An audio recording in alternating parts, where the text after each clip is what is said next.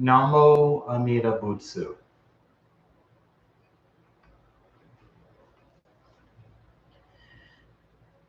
There are times in my life when my mind and my emotions get flushed with inner and outer garbage.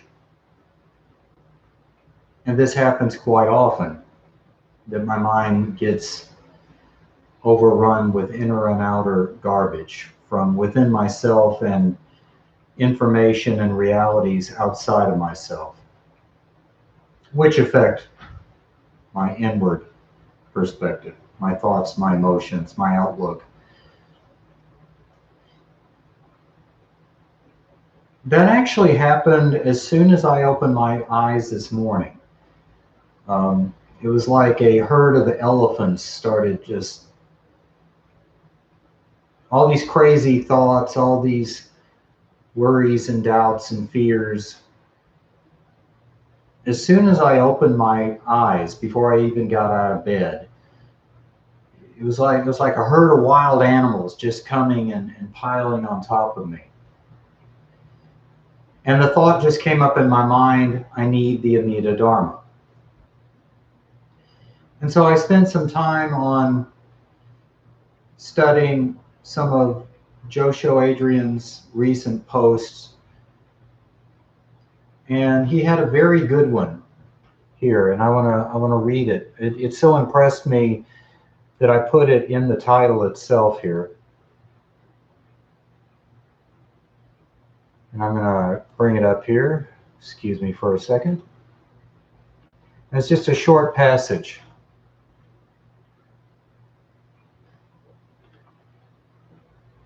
Let's see. Is this it?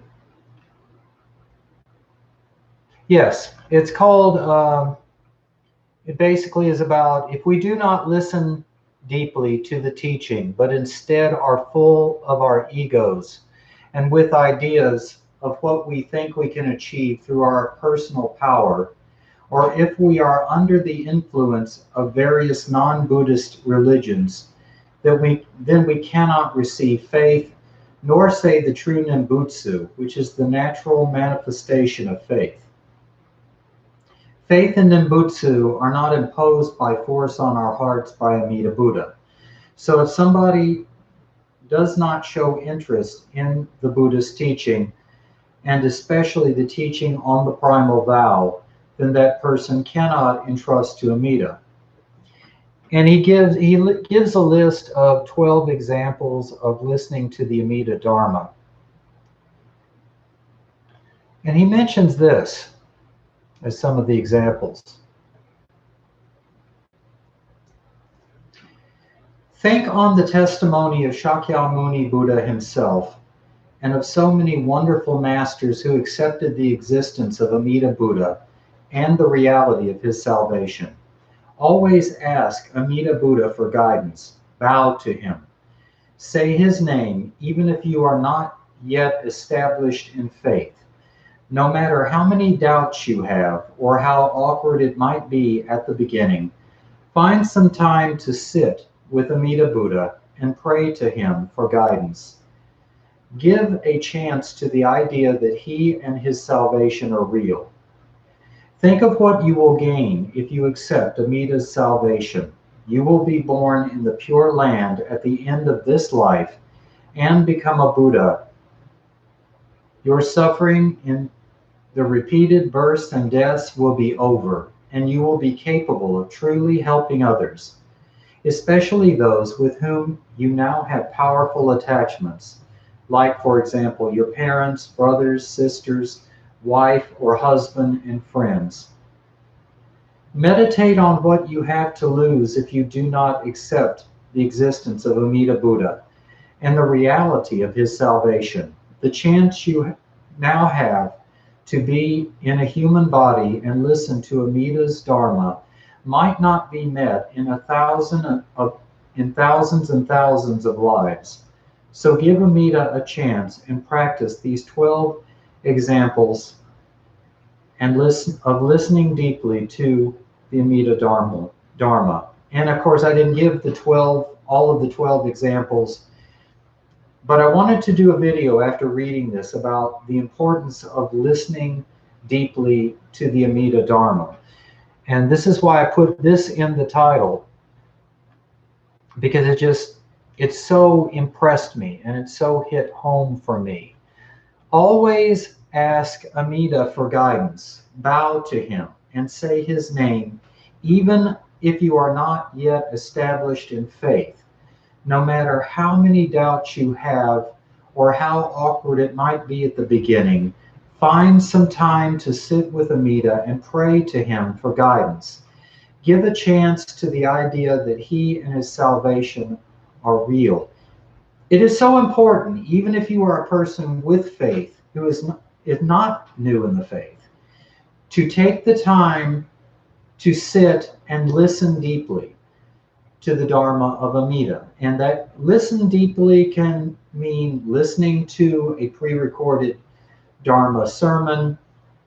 It can involve reading the Dharma message, just like I did online today before making this video.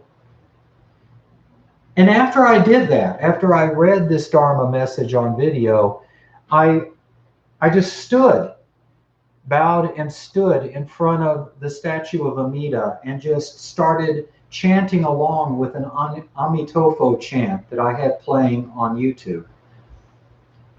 And it just kind of took over me.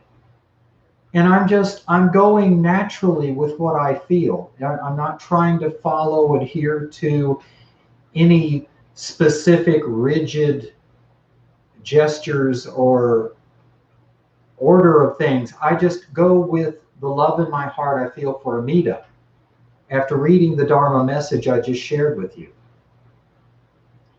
And now my mindset is totally different from when I woke up. I woke up in this cloud of darkness,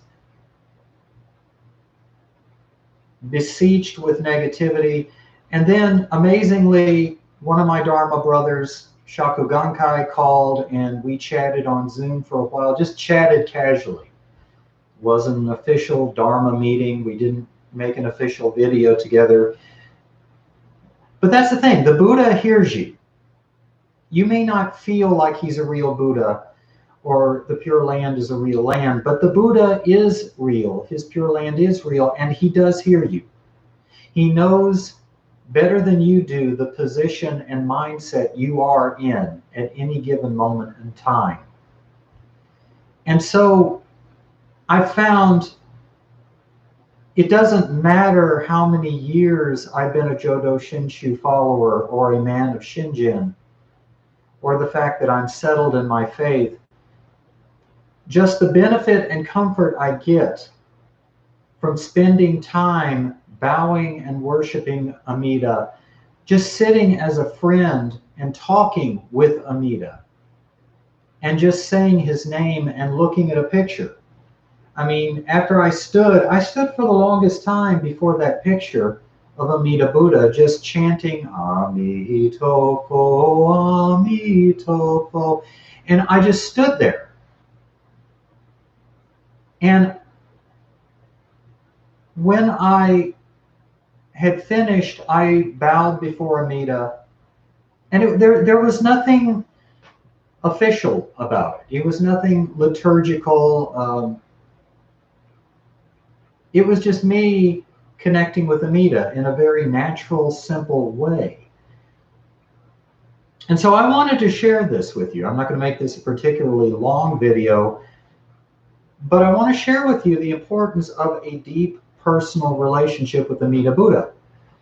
Excuse me.